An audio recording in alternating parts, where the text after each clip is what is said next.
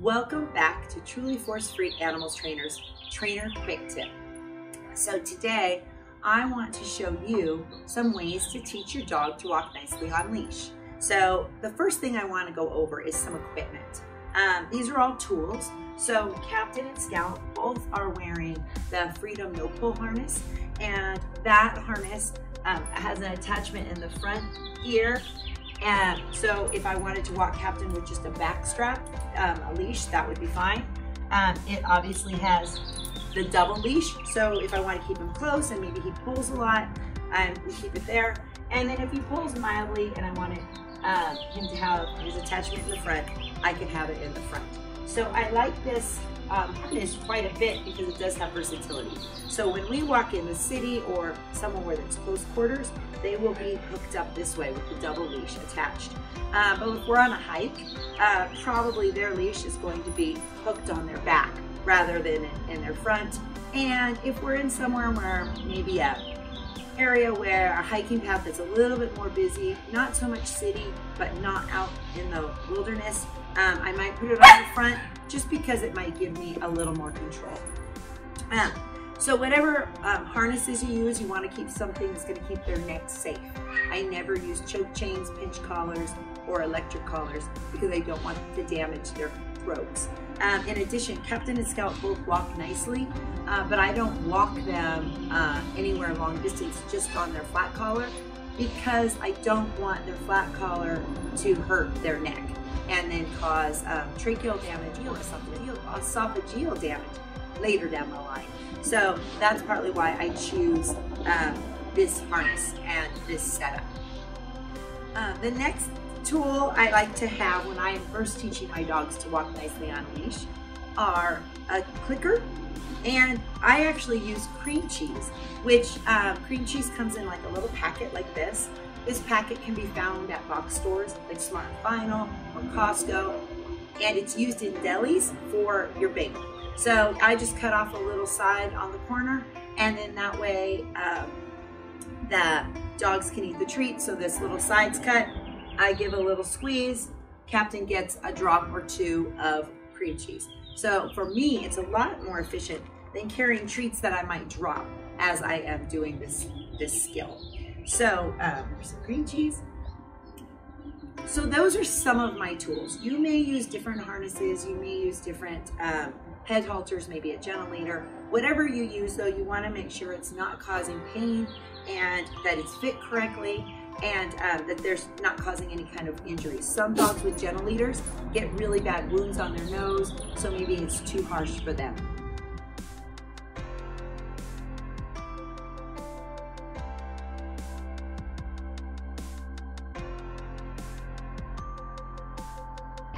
My cream cheese in this hand, and I have my clicker and my leash in this hand. So I'm going to try to keep my leash hand in one spot. So I have my clicker here with the treats. So I'm going to click and treat. What I'm treating Scout for right now is just being next to me. I would start this in my backyard or my house where there weren't a lot of distractions. And then I would take one step, and then I click and treat. And then I'll take another step, and I'll click and treat. And then I might turn a little and click and treat. And what I'm doing is just reinforcing her for being next to me. Now, you notice with Scout, being a small dog, if I treated her up here, she would go to jump up to get the treat. She knows she's not supposed to, so she won't, but I see that a lot when we are working with small dogs. So what I'll say is click and make sure you feed to the mouth. Then hide your treat, otherwise you might have a hopping dog. Take a step, click, feed to the mouth. Then I'm going to click, step. Maybe take 2 steps, click, and feed to the mouth. But what I am doing is I am teaching her that I want her to stay in this general area. So that's what she's getting reinforced for. So that's how Scout would look. As she gets better, I would take more and more steps. I'm going to show you with Captain, just because when we use a bigger dog, it looks a little bit different, and he's a little bit faster, so we might be able to show you how it progresses faster. Good girl, let's go. here I have Captain. I'm gonna walk him also on my left, so the treat is going to be on my left. My leash and my clicker are in my right. I'm gonna get Captain started over here. So what I'm going to do is exactly like I did with Scout, is I'm going to take a step, click, and treat. Step, click, and treat. So with Captain, he's been doing this a lot longer, so I can take multiple steps and click and treat. And I can take multiple steps and click and treat. So I can then, once he's really good at this, and you're really good at this, because it does take some human hand-eye coordination, then you can start going out onto the streets. Now, when you first go out into the street, make sure you don't go on a really busy day or it's gonna be really hard. Make sure you have a very high value treat. So if your dog doesn't like the cream cheese, you can also get it in peanut butter, or you may have, beef or chicken or some other really high value treat to keep their attention. So you just wanna be clicking and treating for them staying close to you, staying on whichever side you choose. And for small dogs, if you can also use, I use a wooden stick sometimes for my kitchen, and I'll put cream cheese or peanut butter on it and then deliver it that way. That way, I don't have to bend over quite as far and my little dog doesn't jump up to get the food. So that's one way that you can start. Now, if you're in a backyard or your house and you want to try seeing how well your dogs know this, you can get rid of their harness or their leash and then Captain. And something I like to sometimes practice is just having them do it on their own without having that leash there. So then Captain learns that he really doesn't need the leash to tell him what to do. He just knows that he should be with me. And I oftentimes call this with me because it's not a perfect heel. But if you wanted to call it heel, you could, but otherwise with me.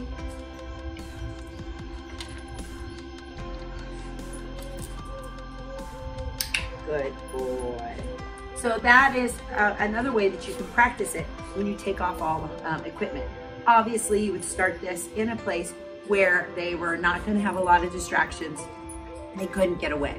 So your house or your yard, maybe you find a fenced area at a park. Sometimes tennis courts can be fenced in and you can do this kind of practice.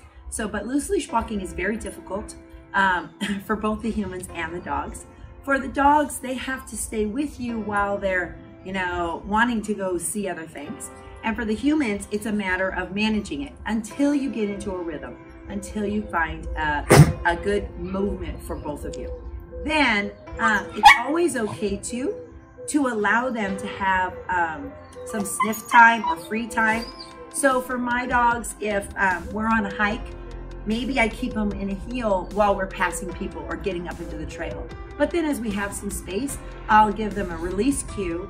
That means you can go release, go sniff. Maybe some of my clients say go sniff, and it gives them the opportunity to sniff. And they can go out and see other things. And then I want to be able to say, hey, with me, maybe a whole bunch of hikers come and I need him tight knit with me. I'll say with me, and then maybe have them sit, or we'll go off on the side. So I like to have my dogs have a little bit of both worlds. They can sniff and enjoy the scenery, but they also need to know that sometimes they have to be next to me, and that's just part of walking. So I hope that this trainer quick tip helped you a little bit with loose leash walking. It does take a lot of practice, it takes high reinforcement, especially if you have a dog who's interested in cats and squirrels and anything else out in the world. So if you like this video, push a like and share it. And also, if you have any comments or questions, please feel free to comment or question on it, or even send a video of you mimicking this video. So good luck, and we'll see you next time.